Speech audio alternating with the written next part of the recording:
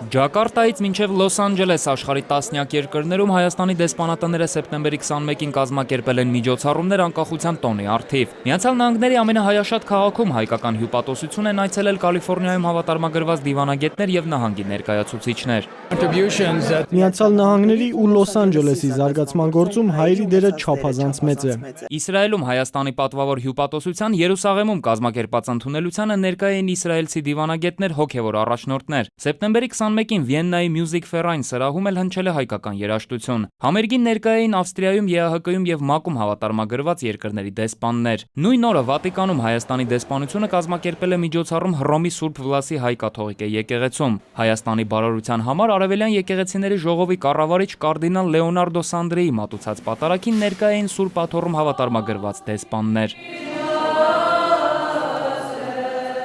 Ցանկանում ենք լինել Սուրբ Աթոռի եւ Հայաստանի միջև շարունակվող բարեկամության ժառանգորդները եւ վկաները։ Ցանկանում ենք, որ այդ բարեկամությունը պարգև դառնա Կովկասի, Միջին Արևելքի, ամբողջ աշխարհի համար։ Կարդինալը կարևորել է ապրիլին Ֆրանցիսկոս Պապի Վատիկանում մատուցած պատարագը նվիրված հայոց ցեղասպանության զոհերի հիշատակին, տեղեկացնելով, որ որպես Պապի ներկայացուցիչ այս շաբաթ ժամանելու է Հայաստան, մասնակցելու Միրոն օրհնեքի արարողությանը։ Պատարագից հետո տեղի ունեցած ընդունելությանը ներկաներին բաժանվել է Հռոմում հայկական ներկայության մասին պատմող գիրք, ելույթ են ունեցել գրքի հեղինակը Սուրբ Աթոռում Հայաստանի դեսպանը։